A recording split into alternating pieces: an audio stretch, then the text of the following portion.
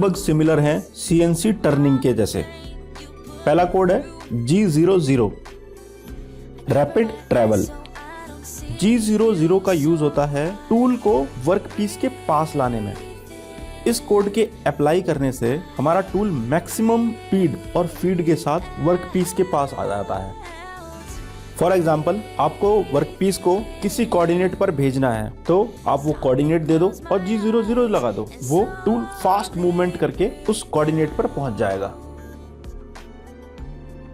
लेकिन कटिंग कभी भी G00 पर नहीं करते हैं, ये सबसे ज्यादा इंपॉर्टेंट है। G00 का यूज हमेशा टूल को वर्कपीस के पास लाने में किया जाता है। अब हम बात करते हैं सेकंड कोड की, G01।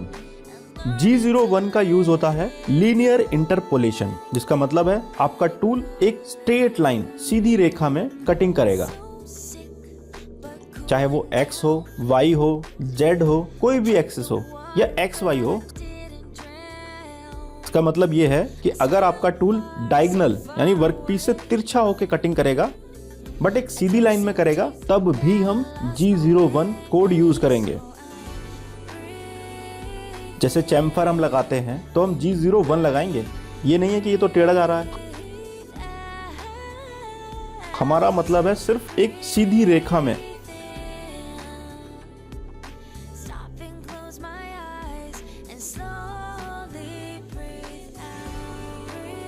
G02 circular interpolation clockwise.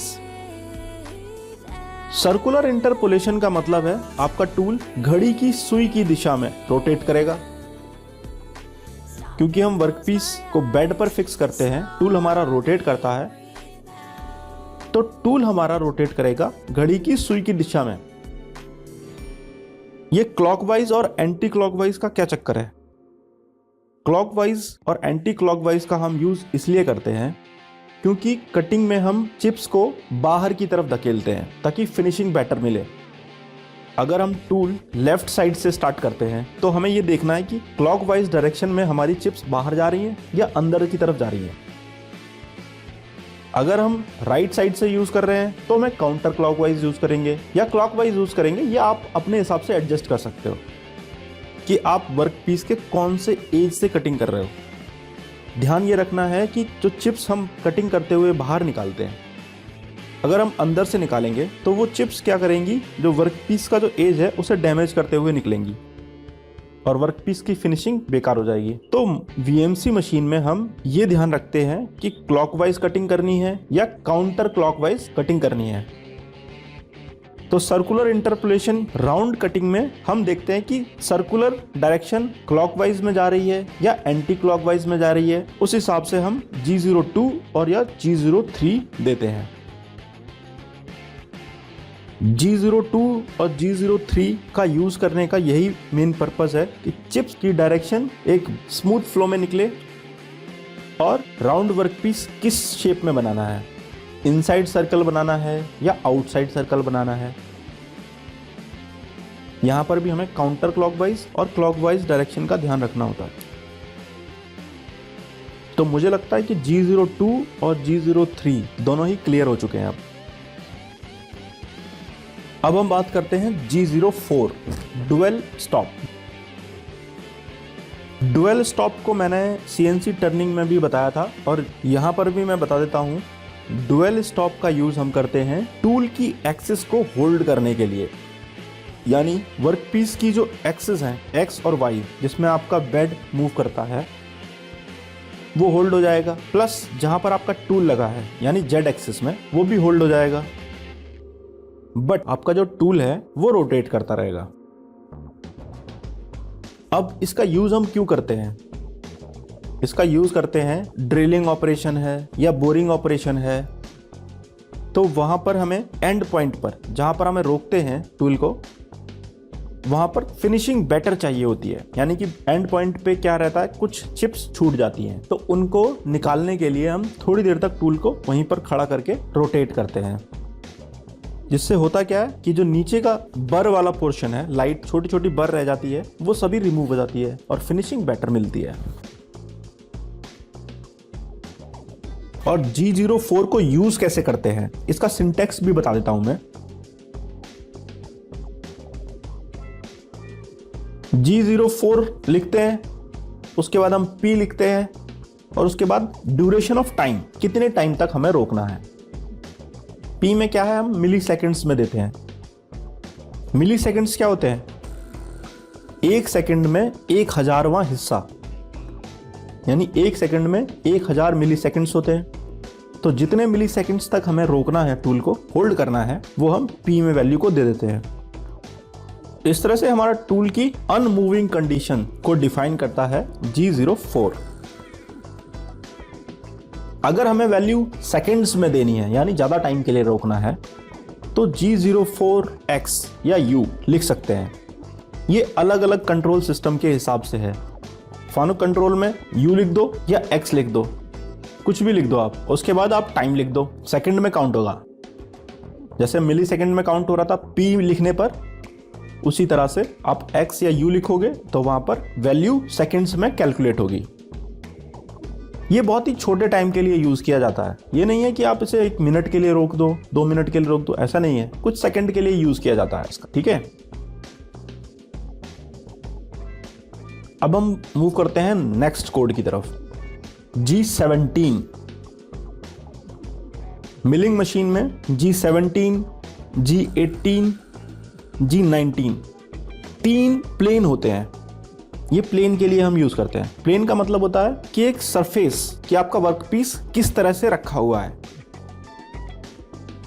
Vertical milling machine में हम XY प्लेन में ही यूज करते हैं, क्योंकि हमारा जो वर्कपीस है बेड पर माउंट होता है और बेड का ट्रेवल कैसा होता है, X डायरेक्शन में मूव करेगा या Y डायरेक्शन में मूव करेगा, इसलिए हम इसे XY प्लेन में ही यूज करते हैं। तो VMC में हम G17 कोड यूज करते हैं, ठीक है।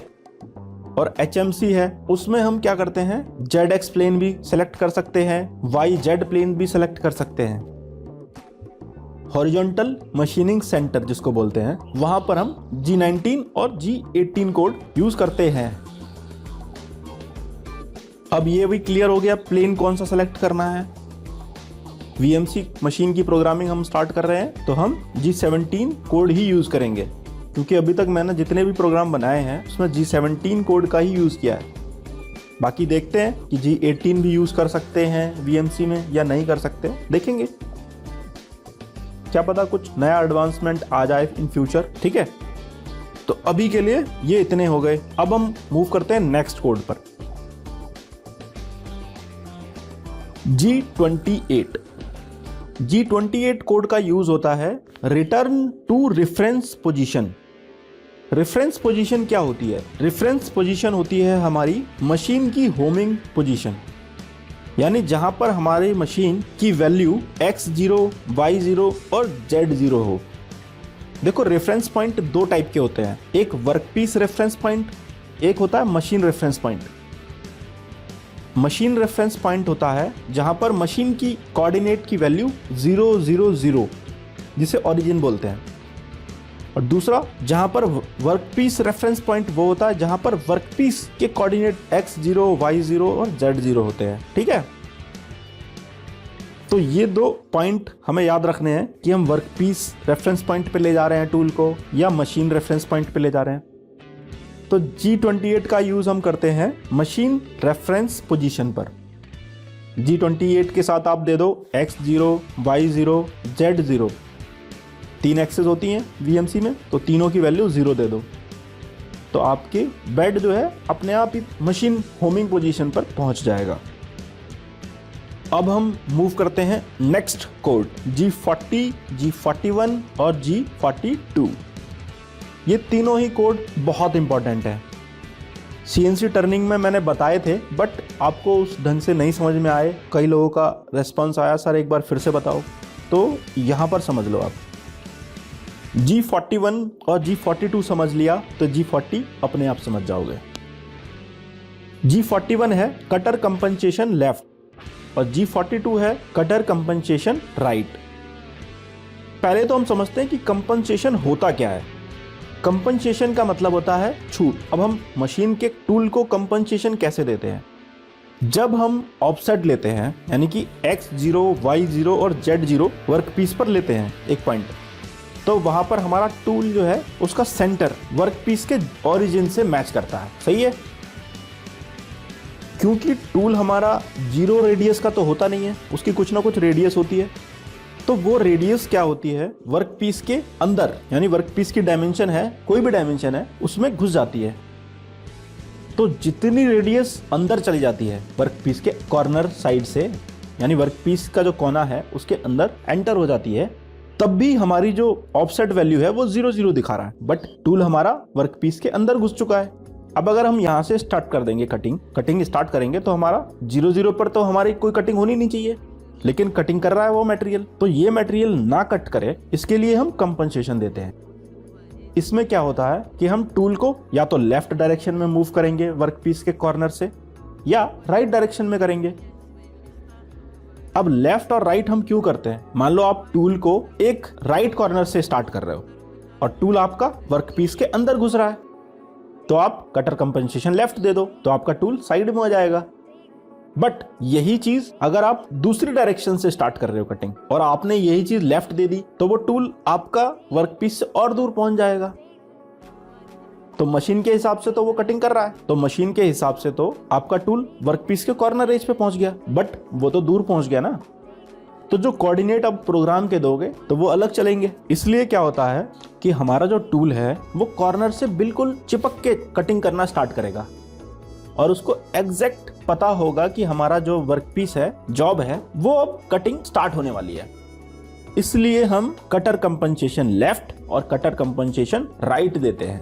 समझ में आ गया? अगर नहीं आया तो एक बार मैं फिर से बताता हूं। कटर कंपनसेशन लेफ्ट और राइट का यूज हम इसलिए करते हैं ताकि हम अपने टूल को बता सकें कि हमारे टूल का डायमीटर इतना है और वर्क पीस का कॉर्नर यहाँ पर है, और हमें टूल को एडजस्ट करके चलना है कि टूल अपने आप एडजस्ट हो जाए और वर्क पीस के कॉर्नर से चिपक कर कटिंग करना स्टार्ट कर दे। तो कटर कंपनसेशन लेफ्ट और राइट समझ में आ गया होगा। अब G40 का यूज क्यों करते हैं? देखो, G40 कोड ही होता है कटर कंपनसेशन कैंसिल।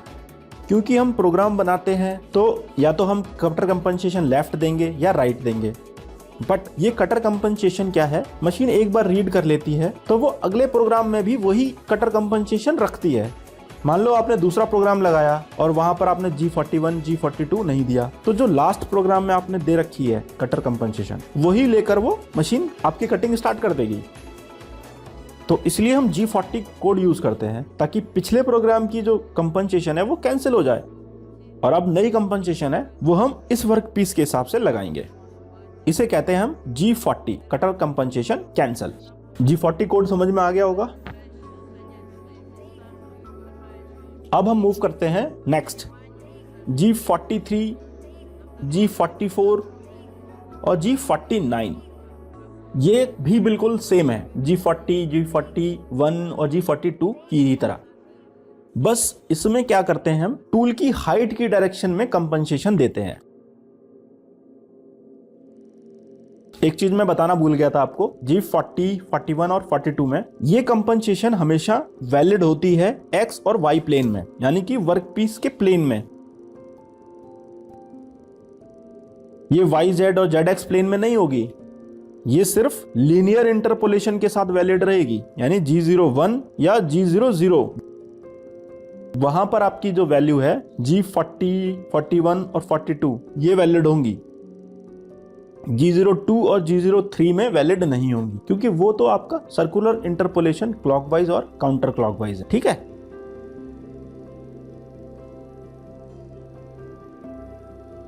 अब हम बात करते हैं G43, G44 और G49 की। इसको टूल लेंथ ऑफसेट भी बोलते हैं। ऑफसेट का मतलब होता है हमारा जो टूल है जेड एक्सिस में हमारे वर्क पीस के सरफेस से कितना दूर है। इस कंपनसेशन का आप पहले समझिए कि देखो, टूल की जो हाइट होती है वो वेरी करती है। अलग अलग टूल की हाइट अलग अलग होती है। सारे टूल एक ही हाइट के तो नहीं होते हैं, कुछ टूल बड़े होते हैं, कुछ टूल छोटे होते हैं, तो उनकी हाइट में कुछ कंपनसेशन हमें देना होता है। वही चीज हमें इस कोड के साथ हमें देनी होती है। G43 का हम यूज करते हैं ऑफसेट के लिए। जब हम टूल को वर्कपीस के सरफेस पे टच कराते हैं तो हम उसमें कुछ ऑफसेट वैल्यू देते हैं, यानी कुछ पॉजिटिव देते हैं, कुछ नेगेटिव भी देते हैं। ये डिपेंड करता है ऑपरेशन के ऊपर। फॉर एग्जाम्पल, अगर आपको वर्कपीस के सरफेस पे ऑफसेट लेना है तो आप G43 पॉजिटिव डायरेक्शन में ले सकते हो, जिसमें h जो वैल्यू होती है वो हाइट को डिफाइन करती है, जिसको हम टूल टेबल में देखते हैं। टूल टेबल समझ रहे हो? टूल टेबल आती है VMC मिलिंग मशीन के साथ, उसमें हम एक हाइट की वैल्यू को डिफाइन करते हैं। उसमें H1, H2, H3 अलग अलग हाइट के हिसाब से ये कोड दिया होता है। तो पॉजिटिव डायरेक्शन में अगर हमें लेनी है टूल हाइट कंपनसेशन तो हम G43 यूज करेंगे, और नेगेटिव डायरेक्शन में लेनी है तो G44 यूज करेंगे। देखो, G43 और G44 की जो टेबल है पॉजिटिव और नेगेटिव ऑफसेट की, तो वो आपको मिल जाएगी। मैं अभी एक पिक्चर में शो करूंगा आपको, ठीक है? उसे देख के आप समझ जाओगे। ये पिक्चर आप देख रहे हो, इसमें G43 positive, G44 negative offset table ये दिखा रहा हूं मैं, ठीक है? और सबसे इंपॉर्टेंट चीज जो बता रहा हूं कि G43 और G44 जो कमांड है, इनको आप तभी यूज कर सकते हो जब आप जो कमांड यूज करते हो M06T यानी टूल को कॉल करते हो, तब ही यूज करना है। उसके बाद यूज करोगे कोई वैलिड नहीं रहेगी, ये सिर्फ उसी ब्लॉक में वैलिड रहेगी। तो वहां पर आप लगा सकते हो G43, आगे पीछे कभी भी डाल दो, उससे फर्क नहीं पड़ेगा, बट एक ब्लॉक में होना चाहिए। ब्लॉक नंबर समझ रहे हो? हर एक लाइन जो होती है वो उसे ब्लॉक नंबर कहते हैं, जिसमें हम N10, N20 ऐसा करके जो नंबर डालते हैं, ये एक्चुअल में ब्लॉक नंबर होते हैं। पूरी मशीन जो रीड करती है प्रोग्राम को, तो पूरा ब्लॉक रीड करती है एक साथ। इस ब्लॉक में आप अगर आगे पीछे भी कर दोगे नंबर्स तो फर्क नहीं पड़ेगा उसको, क्योंकि मशीन पूरा ब्लॉक रीड करती है एक साथ। तो अब जब भी G43 या G44 कमांड यूज करोगे तो टूल कॉल वाले ब्लॉक में करना है, ठीक है? अब G49 बता देता हूं। G49 होता है टूल लेंथ ऑफसेट कैंसिल, मतलब कोई भी टूल लेंथ ऑफसेट नहीं लेना है, यानी G43 और G44 दोनों कैंसिल कर देगा। और अगर कोई भी कमांड नहीं लोगे तो प्रीवियस प्रोग्राम की जो कंपनसेशन आपने ली है वही चलेगी। ये बेसिक कॉन्सेप्ट्स हैं, ठीक है? अब फ्यूचर में जैसे जैसे प्रोग्राम बनाऊंगा मैं, तो उसमें मैं अलग अलग कंपनसेशन बताऊंगा, उनको डिफाइन भी करूंगा कि इतनी क्यों दी।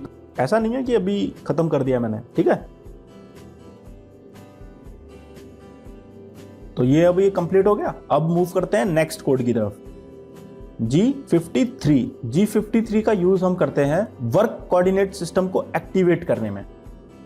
वर्क कोऑर्डिनेट सिस्टम क्या होता है? जिसमें हम वर्कपीस की एक्स वाई जेड लोकेशन के हिसाब से जो वैल्यू देते हैं वो एक्टिवेट हो जाती है। G53 का यूज हम करते हैं एब्सोल्यूट कोऑर्डिनेट सिस्टम में। जब हम प्रोग्रामिंग करते हैं तो हम G53 कमांड यूज करते हैं। इसको डिटेल में मैं आगे बताऊंगा, अभी मैं थोड़े शॉर्ट में बताना चाह रहा हूं कि लंबा ना खींचे, तो इसको यूज करना होता है, ठीक है? नेक्स्ट कोड है G54 workpiece coordinate system one selection. G54 से लेकर G59 तक सभी कोऑर्डिनेट सिस्टम होते हैं। मतलब अगर आपको 6 वर्कपीस एक साथ लगाने हैं तो आप लगा सकते हो। मशीन्स की प्रोग्रामिंग में हम ये प्रोविजन देते हैं कि आप 6 वर्कपीस एक साथ एक ही ऑपरेशन लगा सकते हो। तो हम अलग अलग वर्कपीस मशीन में फिट कर देते हैं और उनके ऑफसेट ले लेते हैं, तो प्रोग्राम एक ही प्रोग्राम एक साथ 6 वर्कपीस में चल सकता है, ठीक है? इसलिए हम G54, 55, 56, 57, 58 और 59 ये कमांड यूज कर देते हैं। कॉपी पेस्टिंग एक तरह से कह सकते हो।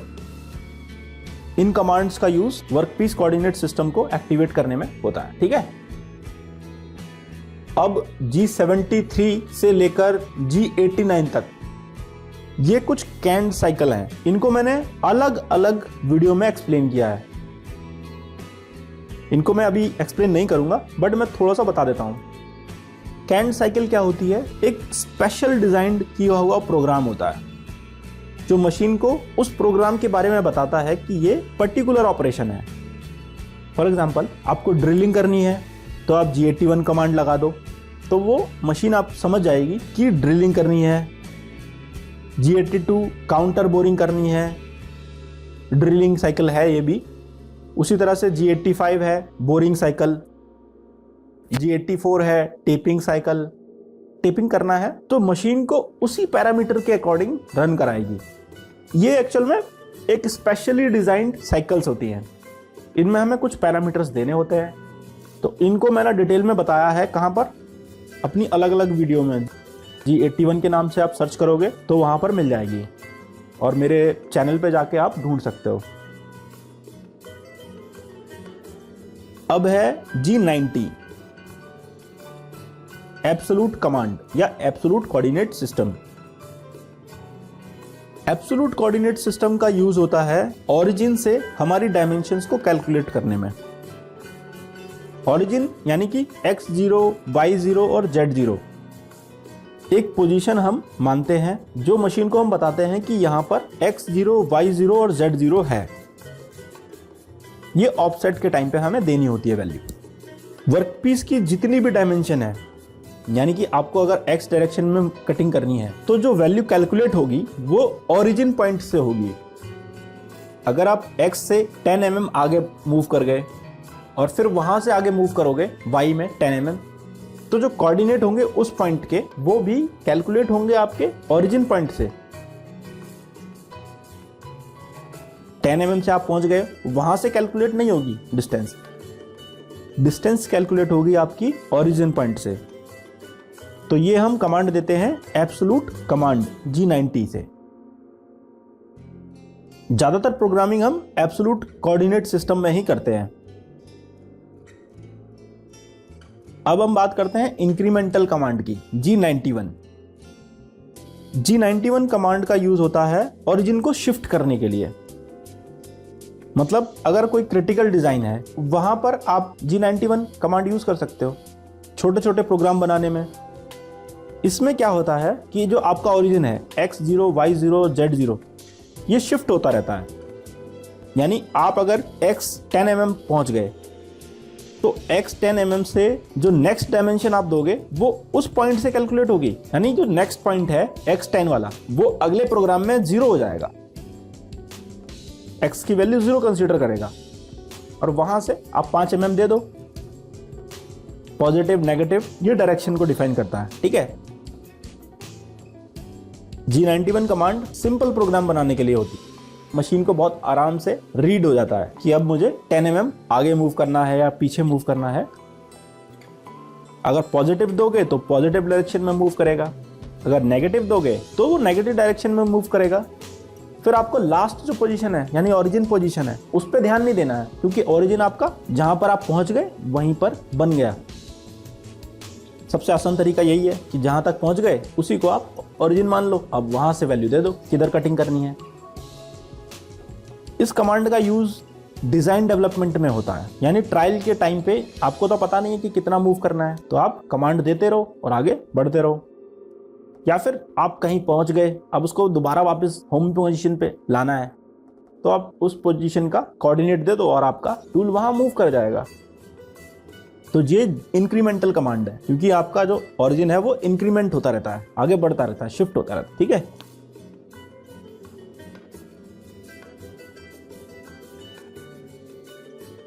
अब बताता हूं मैं G98 और G99। G98 कमांड होती है return to initial point in canned cycle. Canned cycle मैंने बताई कि G73 से लेकर G89 तक जितनी भी साइकिल आप यूज करोगे उसमें क्या है, आपका जो टूल है एक बार में कटिंग नहीं करेगा, पैक इंक्रीमेंट करेगा, यानी थोड़ा थोड़ा कटिंग करेगा। तो वो R पोजीशन होती है वर्कपीस से थोड़ा सा ऊपर हम मानते हैं, एज्यूम करते हैं, वहां पर टूल आपका कट होके ऊपर जाएगा ताकि चिप्स निकल जाएं। फिर नीचे जाएगा, फिर ऊपर आएगा, जिससे क्या है टूल का एज भी सेफ रहेगा और फिनिशिंग बेटर आएगी। ब्लाइंड होल होते हैं, उनमें चिप्स को निकालने का ये बेटर मेथड होता है। तो अभी हम G98 कमांड यूज करते हैं। इनिशियल पोजीशन यानी जहां से आपका टूल स्टार्ट किया है, बट G99 कमांड यूज होती है रिटर्न टू R पॉइंट। एक रिट्रैक्शन प्लेन हम एज्यूम करते हैं वहां पर ले जाने के लिए, लेकिन G98 में नहीं होती है वो चीज। G98 में क्या है, एक बार आपने करी कटिंग और वो आपका इनिशियल पोजीशन पे पहुंच जाएगा। तो मैंने जो पहली चीज बताई थी वो G99 के लिए बताई थी कि return to R point. G99 command में R पॉइंट पे टूल को पहुंचाने के लिए होता है, और G98 कमांड में इनिशियल पोजीशन पर टूल को पहुंचाने के लिए हम G98 कमांड यूज करते हैं।